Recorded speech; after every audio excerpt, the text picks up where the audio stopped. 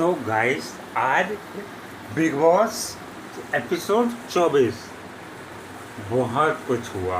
मतलब बहुत कुछ। मैं धीरे धीरे बात करता हूँ। आज का वीडियो थोड़ा लंबा होने वाला है, तो आप लोग कुर्सी की पेटी बांध लीजिए और चैनल को सब्सक्राइब और इस वीडियो को लाइक कर दीजिए। अब हम लोग थोड़ा सीरियस टॉपिक पे आते हैं।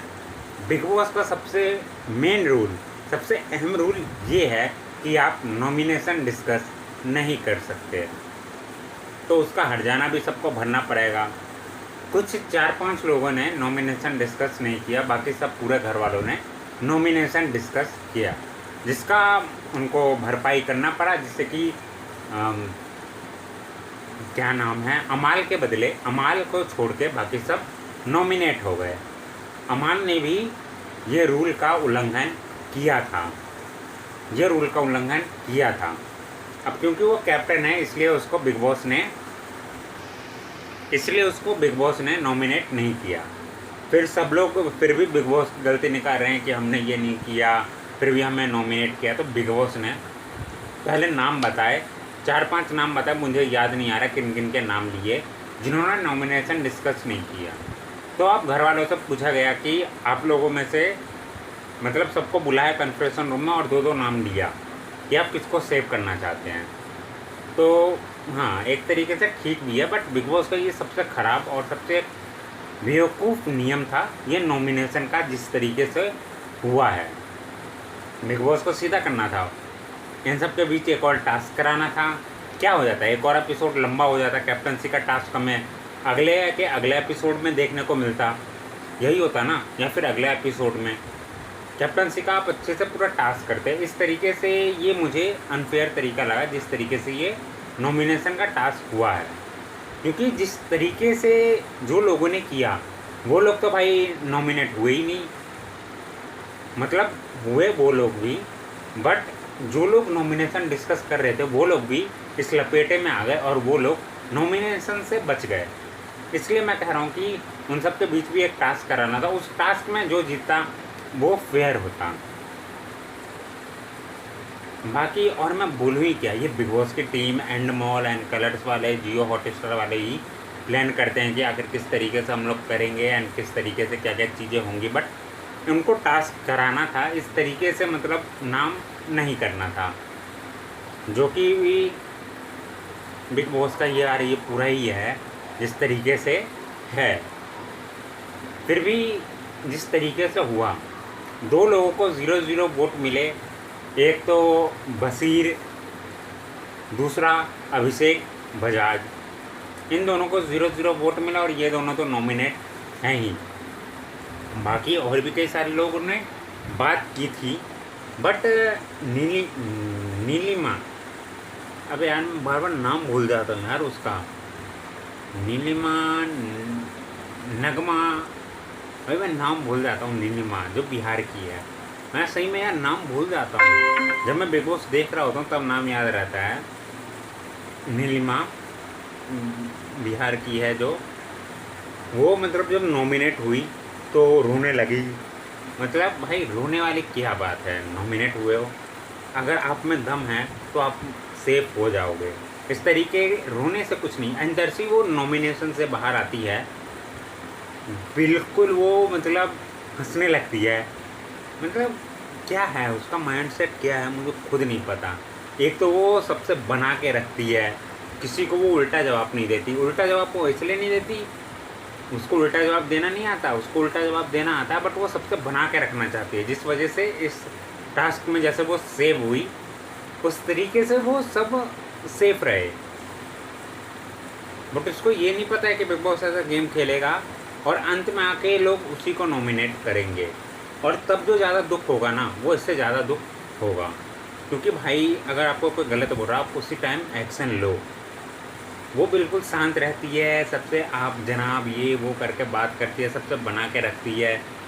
मुझे समझ नहीं आता क्यों, घर वालों को भी समझ नहीं आ रहा है भाई। अब तक शायद ही किसी से उसकी लड़ाई हुई होगी, 1-2 से, बाकी और किसी से नहीं। और अगर उनसे भी लड़ाई हुई है तो वो उन सबसे भी बना के रखती है कि कुछ भी हो बना के रखो, जिस वजह से हम सेव हो जाएं। बाकी और मैं बोलूँ ही क्या है नीलिमा के बारे में।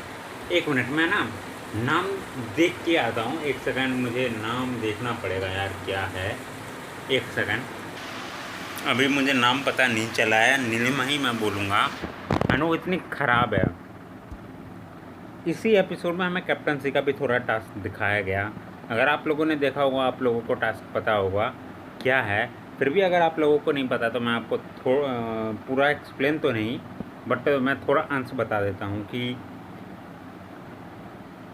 गरम चाय 3 मतलब ग्रुप ए और ग्रुप बी बनी है, जिसमें से 3 मतलब पहला जब बेल बजेगा तो 3 लोग खेलेंगे, फिर दूसरा अगर चेंज करना होगा तो करेंगे दोनों टीम में से।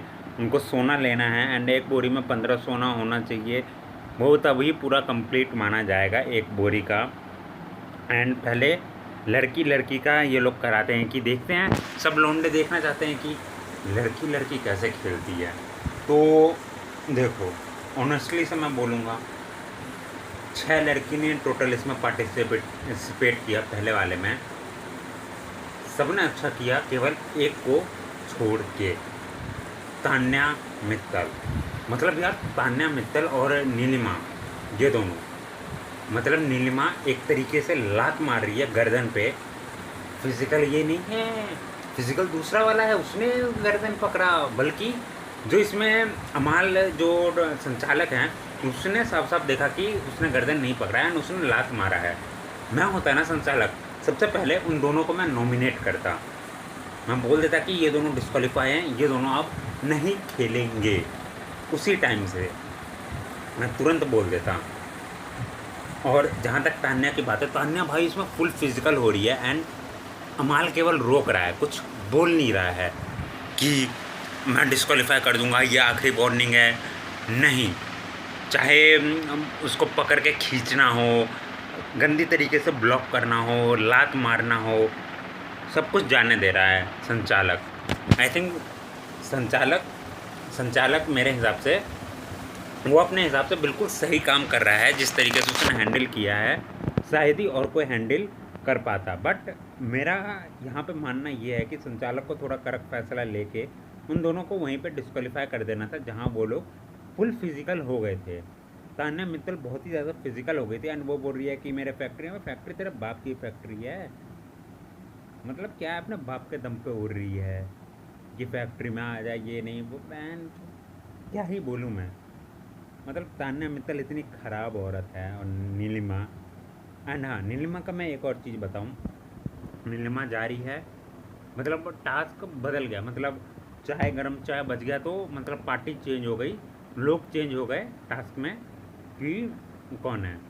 दूसरे वाले में वो गए, मतलब जो दूसरी टीम से चुराना था उसमें नीलिमा गई, वो गई एंड जाहिर सी बात है इधर उधर थोड़ा मोट टच हो गई। वो बोल रही है कि फिजिकल हो रही है, तू भाई कितना फिजिकल होती, तू सीधा लात मार रही थी गर्दन पे, वो भी पेट पे, पता नहीं किधर, बट उसने लात मारा, उसको वो फिजिकल नहीं लगा। एंड अमाल ने भाई बिल्कुल सही बोला, बिल्कुल सही। अगर तू अपने पैंट में एंड टी शर्ट में छुपाएगी, जब तेरे को कोई लड़का छुए तब तो तेरे को कोई तेरा नहीं होगा। वो भी लड़की कह रही है नहीं होगा, मतलब भाई इतनी ख़राब है लड़की वो, मैं सही कह रहा हूँ। इन दोनों को देख के ना मुझे कोनिका भाई, कोनिका, फराना, नेहल, ये सब लड़कियाँ सही लगने लगी है। सही कह रहा हूँ भाई, ये सब लड़कियाँ मुझे सही लग रही है अब।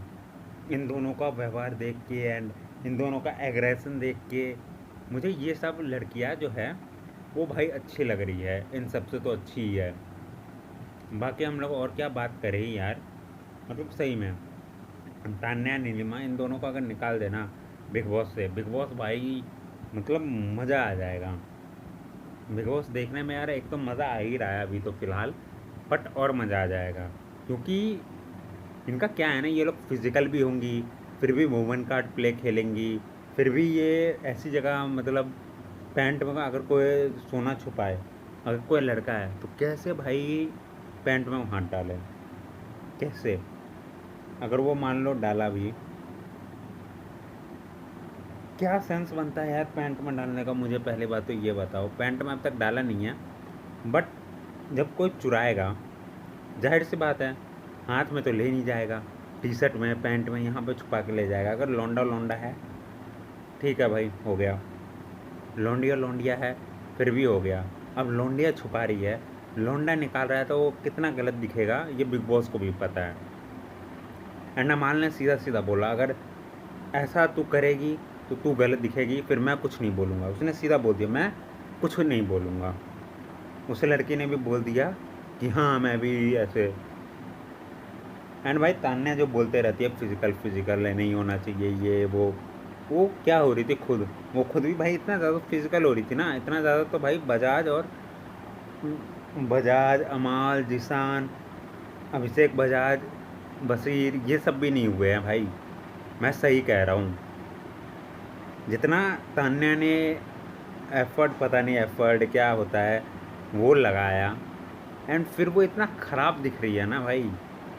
मतलब एक तो वो पहले से ही नेगेटिव में है, मेरे आंखों के सामने दिमाग में उसका मेरा नेगेटिव चीज़ छप चुका है। दूसरा चीज़ ये, आखिर इसको पंगे क्यों लेने हैं, लात मार रही है खड़े रहने के बावजूद।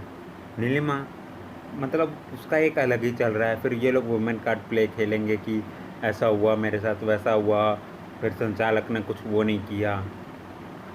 क्या हो रहा है भाई ये बिग बॉस में इस वाले, मुझे कुछ समझ आ ही नहीं रहा है।